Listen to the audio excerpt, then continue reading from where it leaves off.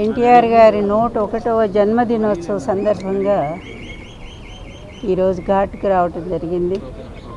ఆ మహనీయుడు ఎన్ని సంవత్సరాలైనా ఆయన చరిత్ర అజరామరంగానే ఉంటుంది.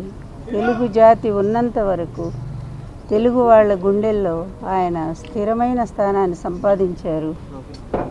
ఒక నటుడుగాను, అదేవిధంగా గొప్ప రాజకీయవేత్తగాను భారతదేశంలో కాంగ్రెస్కి యాంటీ పార్టీలన్నింటినీ కూడా ఆయన కలిపి ఒక తాటి మీదకి తీసుకొచ్చి నేషనల్ ఫ్రంట్ స్థాపించి మొత్తం భారతదేశంలోని తెలుగు జాతి గౌరవాన్ని నిలబెట్టిన ఏకైక వ్యక్తి ఒక నందమూరి తారక రామారావు గారు.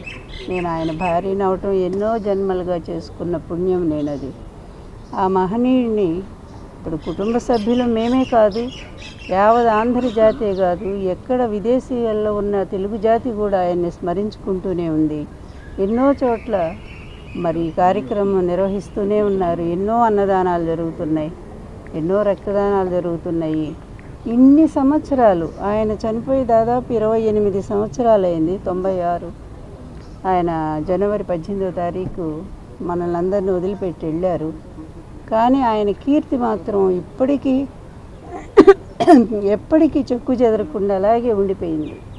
అది నిజమైన ఇది. అంటే మనిషి పుట్టుక ఎక్కడ ఉంటుందంటే మరణం తర్వాతే ఉంటుంది.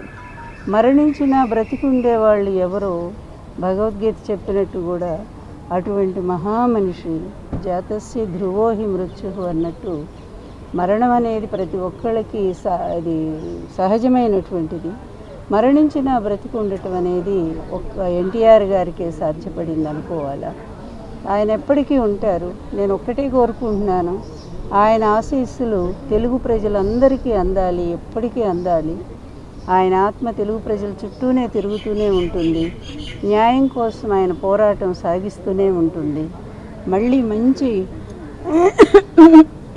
ఈ ఎలక్షన్ల తర్వాత మంచి పరిపాలన కోసం ఆయన తప్పకుండా ఆయన ఆత్మ ఆశీస్సులు అందిస్తూనే ఉంటుంది. ఆంధ్రప్రదేశ్లో మంచి సుపరిపాలన మళ్ళీ కంటిన్యూ కాబోతూ ఉంది.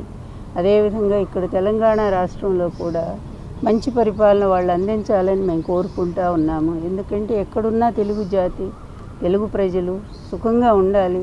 నాయకులైన వాళ్ళు స్వార్థానికి, అవినీతికి తల వంచితే ఏ విధమైనటువంటి శిక్షలు ఉంటాయో కూడా ప్రత్యక్షంగా చూస్తూ ఉన్నాము. అందువల్ల ప్రజల కోసం జీవించేవాళ్ళు నాయకులు అనేది ఎన్టీఆర్ గారు ఒక్కరే చాటి చెప్పారు. అందువల్ల ఆయన స్ఫూర్తితో ఆంధ్రప్రదేశ్లో పరిపాలన అలాగే సాగుతూ ఉంది. అదే కంటిన్యూ అవుతుంది కూడా. అందువలన రేపు 4వ తారీఖు జరిగే ఎన్నిక తర్వాత ఆంధ్రప్రదేశ్ మళ్ళీ ఒక సుభిక్షమైన శాంతియుతమైన పరిపాలన అందుకుంటుందని, అందుకు ఎన్టీఆర్ గారి ఆశీస్సులు నిండుగా జగన్మోహన్ రెడ్డి గారికి అందాలని కోరుకుంటూ సెలవు.